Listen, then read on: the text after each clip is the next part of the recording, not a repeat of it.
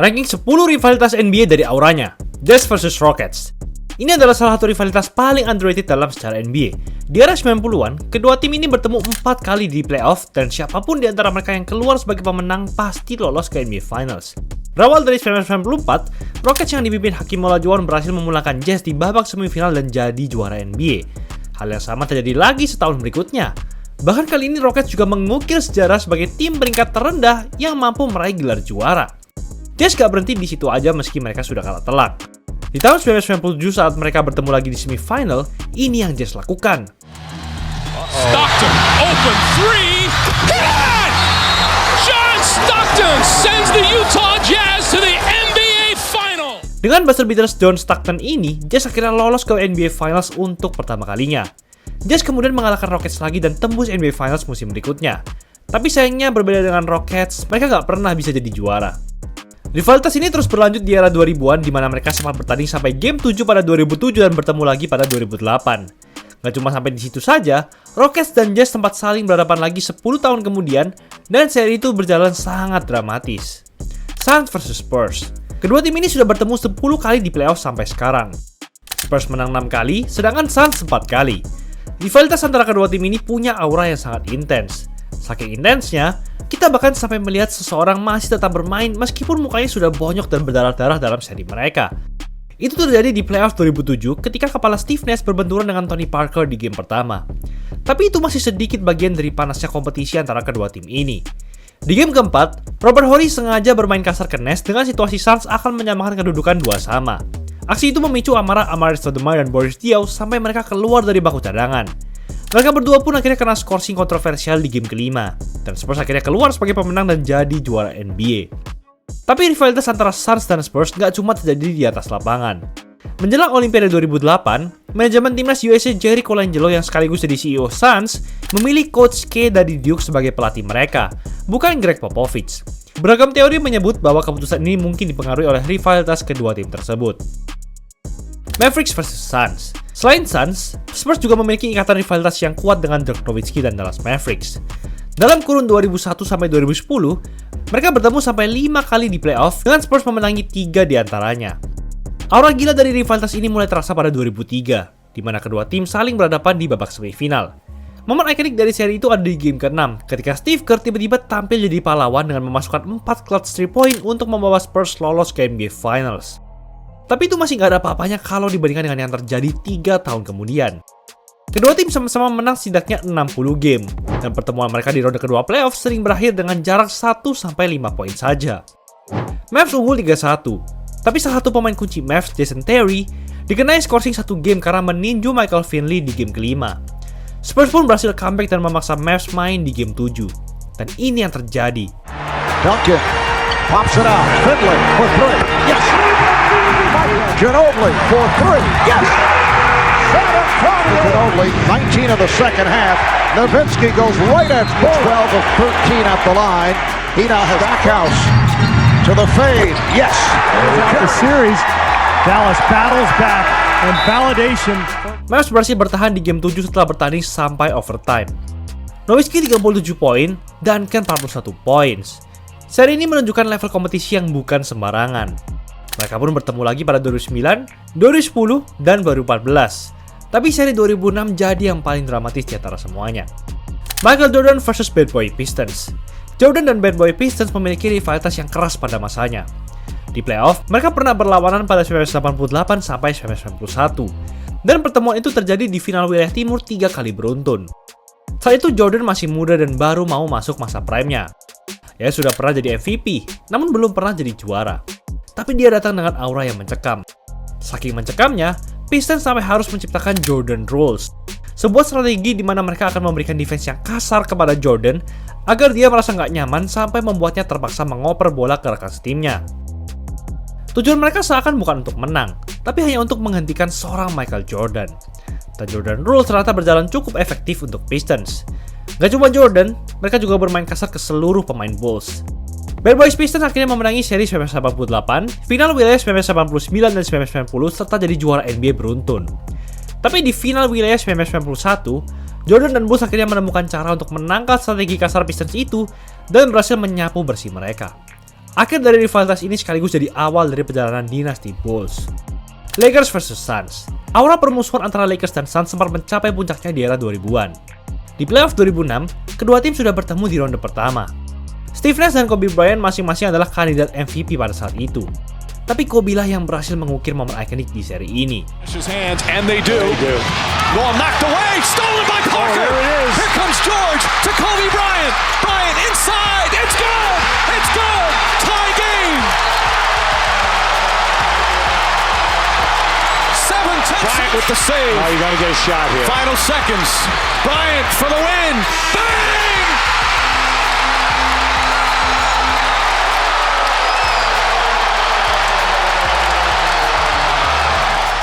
Lakers yang adalah tim peringkat ke-7 saat itu berhasil unggul 3-1 dari Suns yang menduduki peringkat kedua.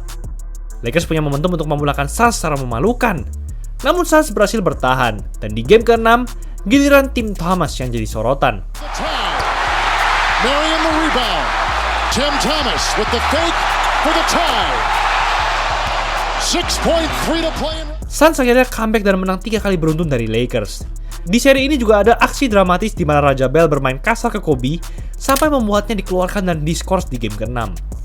Mereka bertemu lagi setahun berikutnya, namun kali ini Suns memegang kendali dengan agregat 4-1. Tapi rivalitas mereka nggak berhenti sampai itu saja, karena pada 2010, Lakers akhirnya bisa balas dendam. Game kelima, agregat 2 sama, skor 1-1 sama dengan sisa 3,5 detik, dan ini yang mereka lakukan. Bryant turns and comes up short. Ron Artest, who took that bad shot just a moment ago. Kali ini giliran Ron Artest yang tampil sebagai pahlawan. Suns pun akhirnya tereliminasi setelah 6 game, dan beberapa tahun kemudian, Steve Nash akhirnya memutuskan untuk bergabung bersama musuh bebuyutannya ini. LeBron James vs Celtics. Kalian ingat dengan meme ini? Atau ini? Wade from behind takes it away. Chalmers, pull, James! Wow! Semua momen itu membuat pertemuan antara LeBron James dan Boston Celtics selalu memiliki aura yang sangat gila. Tapi awalnya bukan LeBron yang memegang kendali aura rivalitas ini. Saat masih bersama Cavs di era 2000-an, Celtics selalu berhasil membuat LeBron kewalahan. Di ronde kedua playoff 2008, meskipun LeBron sudah mencetak 45 poin di game ke-7 dan mencatatkan rata 26,7 poin per game sepanjang seri, dia masih nggak bisa membungkam super tim Celtics. Pertemuan mereka di playoff 2010 pun punya cerita yang sama, sampai LeBron akhirnya muak dan keluar dari Cavs. Tapi yang terjadi setelah itu benar-benar mengubah narasi rivalitas ini. LeBron bertemu dengan Celtics hingga 5 kali sampai 2018, dan dia selalu keluar sebagai pemenang.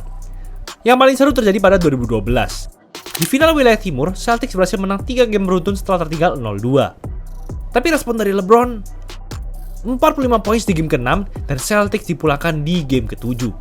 Final wilayah 2018 antara mereka juga sampai 7 game, dan LeBron mencatatkan rata 33,6 poin, 9 rebounds dan 8,4 assist per game saat itu. Benar-benar dominan. Reggie Miller vs Knicks. Rivalitas antara seorang pemain dan satu tim selalu punya aura spesialnya sendiri. Lihat yang terjadi dengan Reggie Miller dan New York Knicks pada era 90-an. Mereka bertemu 6 kali di playoff dalam kurun 1993 sampai 2000. Dan baru di seri pertama, sudah ada momen dramatis dengan John Starks yang menyundul kepala Miller di game ketiga.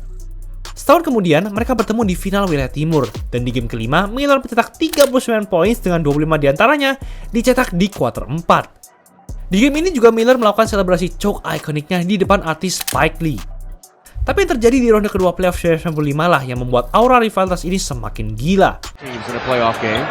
Miller for 3, and he got it. Reggie Miller with a clutch tray, and it's 105-102.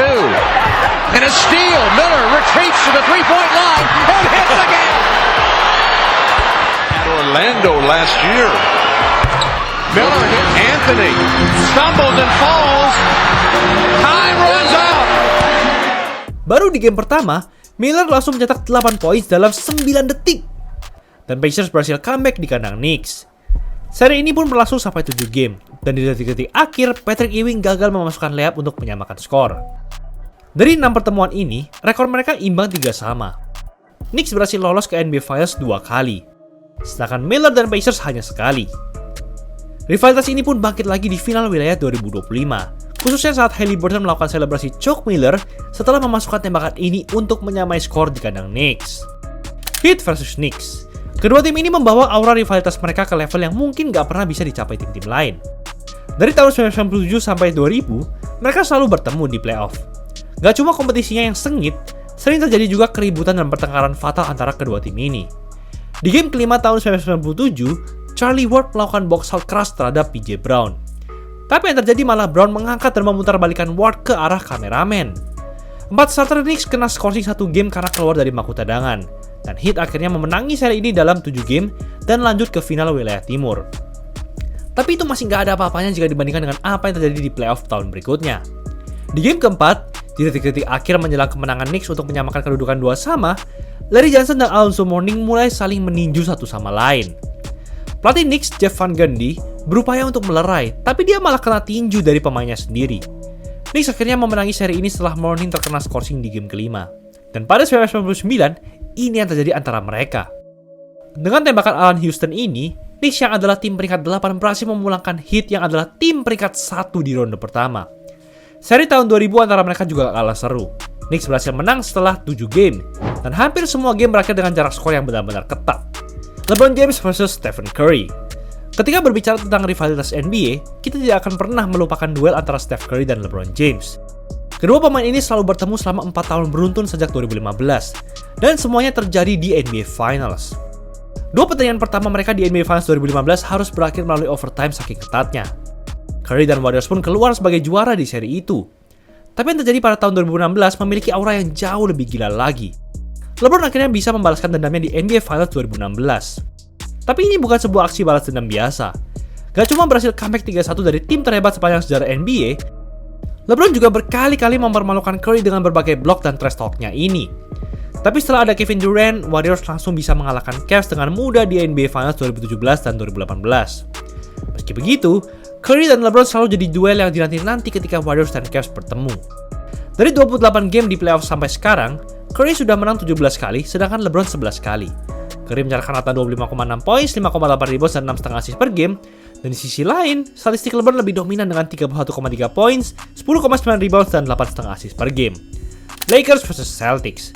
Kedua tim ini sudah jelas punya rivalitas dengan aura paling gila di NBA. Mereka bahkan punya rivalitas yang intens di 3 era berbeda.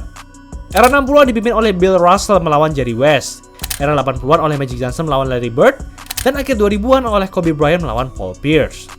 Tapi yang terjadi di era 80-an jauh lebih bersejarah dan populer. Mereka bertemu 3 kali di NBA Finals 1984, 85, dan 87. Seri 1984 berlangsung sengit sampai 7 game.